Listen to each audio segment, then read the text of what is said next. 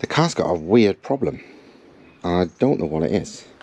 Bought this engine because obviously it's an old unknown engine out of a Skoda Octavia VRS that was deemed shit enough that it was broken for spares. So, you know, I don't know how many miles it's got, and it clearly wasn't anything special because, well, you wouldn't be breaking an Octavia VRS for fun, would you? It must be because it was a piece of shit. But last night, when testing the car a little bit on the draggy,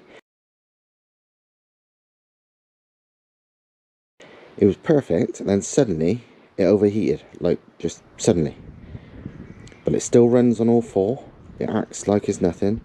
There's no noticeable water in the oil, no oil in the water, no steam from the exhaust. It's acting like a normal car, apart from it's overheating real fast. I got it back here because, well, like I said, it drove normally. So even the oil temps didn't go over about 105, so it was like, fuck it, whatever, drive it back. But it's boiling over. So I just thought, fuck it, let's have a look at it. Couldn't see any problems.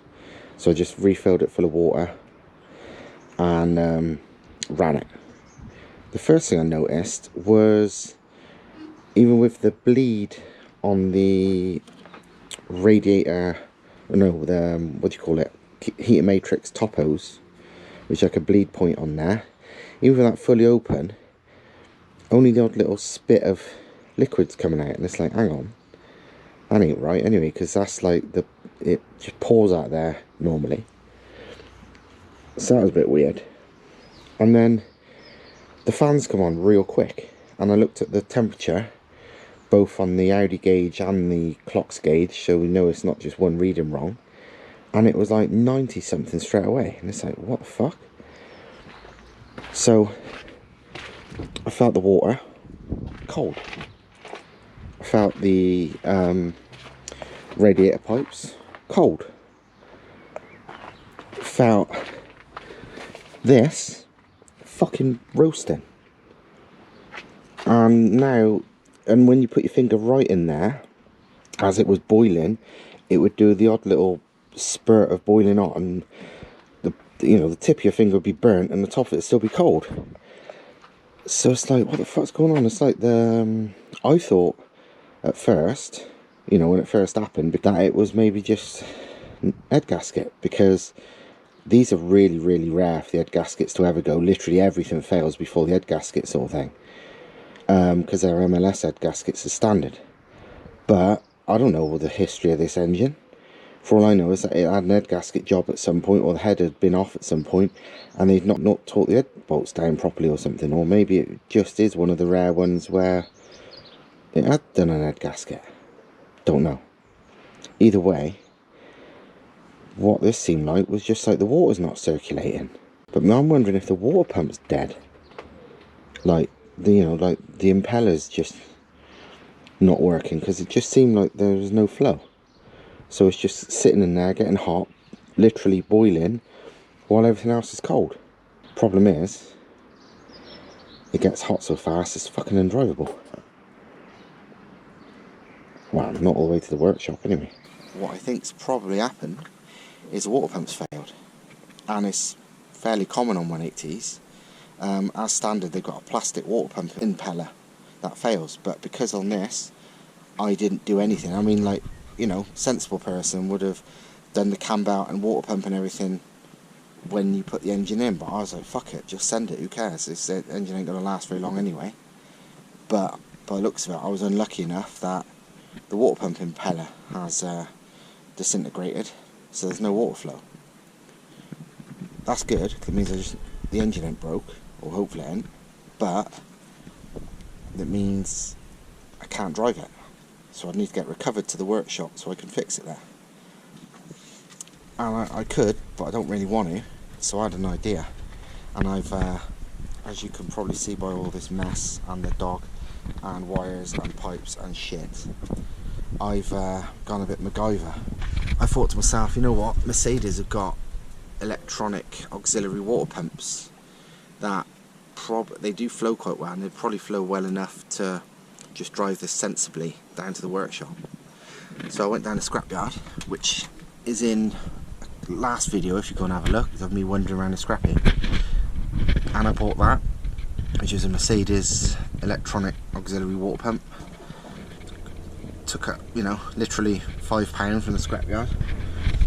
And unfortunately, because all my tools and everything and spares are down in the workshop, I had to work out how the fuck I'm going to fit it with what I had lying around. Because the fittings are, well, the pipes are about half the size of the radiator pipes, so I had to adapt it. I had no wiring, no nothing, so I had to figure it out. So I made, with lots of pipe chopping, some adapters so it's about the right size, so that's sorted. Wires, I found part of an old loom, Volvo red block engine loom, which I've just literally stood here with my, I've almost got no tools here either, so basic tools, and stripped it, and that's the wires. I needed some connectors. I didn't even have any spade connectors or anything, so I could either have just twisted the wires together and hoped, or what I did is took apart an old 3-pin plug and used the you know, the connectors in that, where you use a screw to screw the wires into the plug to join the wires up. So once I connect this to positive, I don't know if you can hear that, but that's the pump running. So yeah, provided it doesn't leak everywhere, or doesn't leak much maybe, I reckon that will flow enough that it should get me down the workshop, you know, driving off boosting sensibly out of traffic. So I'm gonna wait till rush hour's over and yeah, get me to the workshop. I've already bought the cam belt kit and water pump, so I can do it once this is at the workshop. Although I can't use the fucking lift because there's another MR2 on the lift and it's not mobile, so I have to do it just on jack stands and whatever. But I reckon my MacGyver and bodge job fixing, which I'm good at because that's what I've done all my fucking life of cars, should work. So a little bit of work, a lot of thought, and £5 worth of pump from the scrapyard, and hopefully we can get down the workshop. So what I'm going to do now is fill up the water and stuff and see how we get on. Well, that was a good start at least. I just filled the water system and used the pump to bleed it. Having an electric pump makes it fucking ace to bleed, because you just undo all the undo the bleed points, you know, fill it up until, you know, it won't go anymore naturally, then put the pump on, let it bleed some, then put the pump off, fill it up some more, and just do that until it's completely bled. Almost makes me want to fit an electric water pump to this instead. Looking good so far. The dog's happy because she got bits of wire and shit to play with. Stupid bugger. Right then, yeah, that's enough of this bit. Now I've just got to wait for rush hour to finish, and then I will try and head back and we'll see what happens. On my way to the workshop, powered by that shitty Mercedes electronic auxiliary pump. It works, but not very well. Basically, in gentle driving, within a mile or two, a couple of miles, it got to 102 degrees. So I stopped.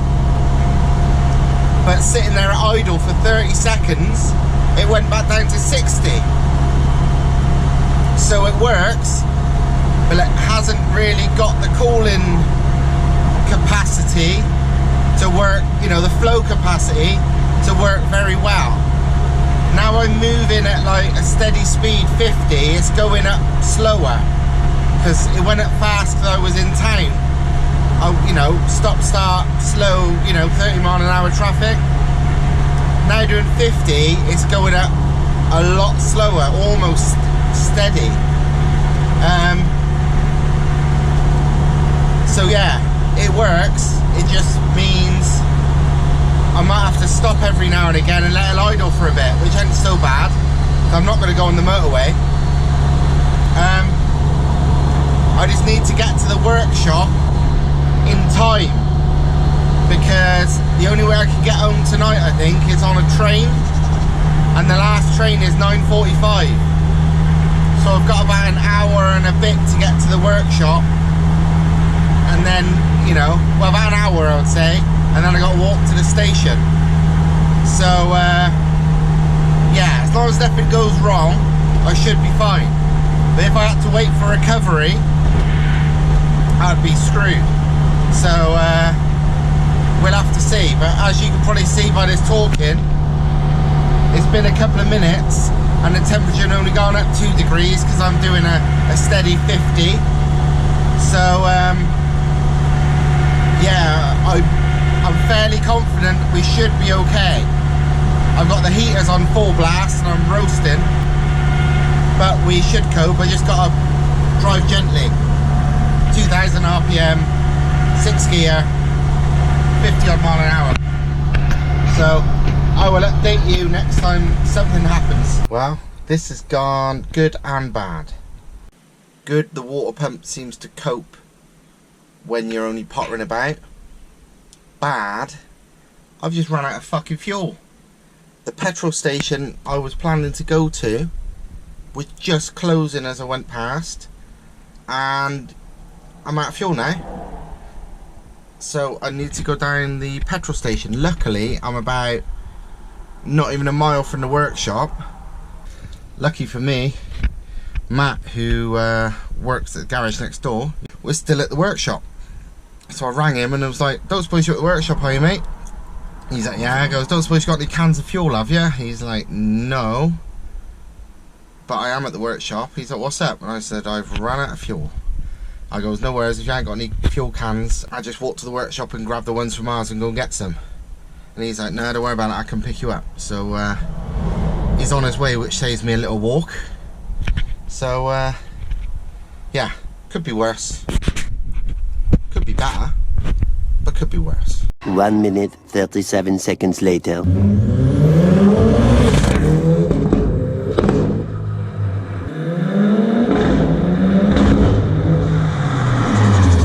Well, it made it. Fucking love this car. It's so good to fucking drive. It's just fun. Like, even driving fairly normally all the way here is fun. But then once I got here and I knew there was no problem, I did have to just give it a little bit up and down the road just because it's fucking addictive. So yeah, fucking ace. So that's good news. Now I'm going to pick her and go get a train. Overall, of all the things that could have, you know, gone disastrously wrong with all this, considering what happened and all the situations that happened, couldn't have really gone much better. I do love these fucking things. I genuinely, on the way here, I was thinking, I know I've not had it long, and I've had all kinds of fucking mental cars over the years that I've either bought or built or both. And I've always classed my old 3-door Cosworth that I built and my Cosy powered MX-5 that I bought, converted and then made good because it was shit when I bought it. Those are my 2 favourite cars I've ever had. They weren't the fastest of all the cars I've ever had, but they were the 2 I wish I didn't sell.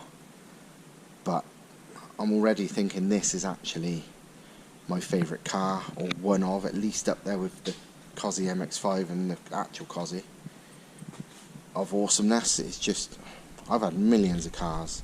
You've seen a lot of them if you follow this channel. There's a lot that existed before this channel.